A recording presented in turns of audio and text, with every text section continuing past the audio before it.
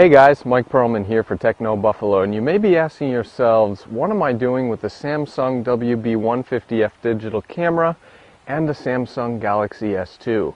Find out after this awesome intro.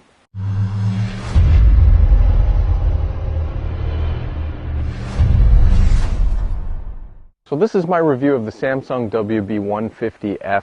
This is Samsung's $230 point-and-shoot camera fortified with Wi-Fi. It belongs to Samsung's family of smart cameras, cameras that do the thinking themselves. However, I had to do a lot of thinking for this camera, but we'll get to that in this review. But for now, we'll kick things off with design. Aside from the WB150F's snazzy matte black finish, its pronounced right-hand grip, and its independent video record button, there's really not much that separates this camera from a traditional point-and-shoot design. We have a 4-way directional pad on back, there's a 3-inch 460K display, and I gotta be honest, the quality of the display is not that great. It's pixelated and exhibits jaggies on edges. The one big benefit though of this camera is its 18x optical zoom. However, the f3.2 base aperture is not that impressive when you compare it to brighter lenses. Now as for features, the WB150F is packed to the brim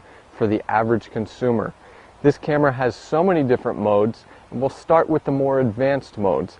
There's a full manual mode with a shutter speed that goes down to 16 seconds for longer exposures. There's an ISO range that goes up to 3200, and we have aperture adjustment as well. Exposure compensation, the whole 9 yards, and we have a regular PASM assembly. Now if you're more of a scene mode shooter and you like fun creative effects, this camera has you covered. Aside from a slew of scene modes including a panorama sweep mode, there's also a library of different fun creative effects and filters. Things like putting your face on a magazine cover, a billboard, crazy sketch filters, artsy filters. The WB150F had more creative and fun art filters than I've ever seen on any digital camera to date. And now for the negatives. The interface was exceedingly sluggish and the battery life was kind of mediocre.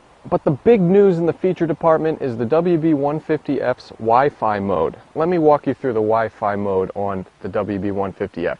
So first we're going to choose social sharing. You have to enter your ID and password, your Facebook ID and password. And you have to do it using this 4-way directional pad, which is really kind of ancient and medieval. Okay, so once you finally have that entered, you can select through pictures and videos, check them off. You can see the interface is a bit sluggish on this thing too. And you can type in a comment if you want, and then you just send it right over. Now we're going to do something involving a Galaxy S2, which will interest a lot of Techno Buffalo viewers here. We're going to do Mobile Link. Connect to the WB150F. Okay, now it's connected. Okay. Now we can do Mobile Link. Here we go. And the two devices are communicating right now. So all of my images are showing up on the phone.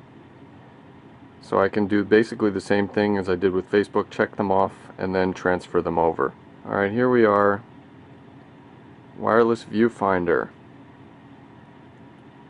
And look at that. So now the phone acts as a wireless viewfinder. This was my favorite feature, and you could use this without having to connect to a wireless network. By zooming in here,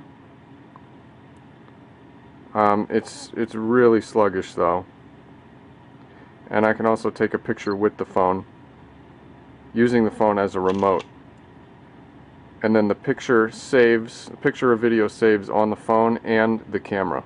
And now for image quality. I usually don't get a chance to be hard on a camera in this department, but this is one of those rare occasions where I'm going to have to do that. The Samsung WB150F exhibited a performance that was tantamount to something like a Galaxy S2. I discovered a lot of issues. First of all, there was the ghosting and the flaring, and that was attributed to the Schneider lens. Unfortunately, a lot of these images are going to look hazy, and around the edges they're going to look soft. In addition, anything past ISO 200 is going to get really noisy. The small sensor just can't handle all of the 14 megapixels. This carried over to video mode as well, which has a max resolution of 720p 30 frames per second. In video mode, I found a lot of compression, a lot of jagged edges along lines, and just an overall lack of color depth. So overall, what I got from the WB150F was a very basic point-and-shoot performance on par with a Samsung Galaxy S2. So now it's time for my Buffalo call with the Samsung WB150F. Yes, it's cheap. Yes, it is stocked full of controls, and it has an 18x optical zoom. It also has that snazzy matte black finish. But is that enough to make you put down your Galaxy S2?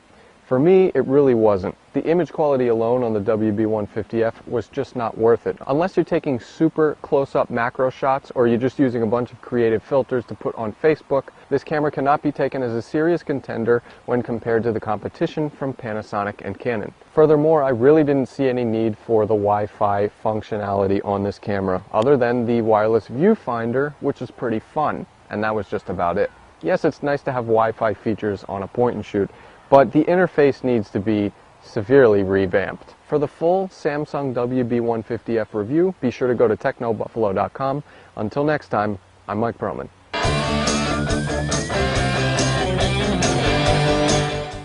Boy, boy, crazy boy, stay cool, boy.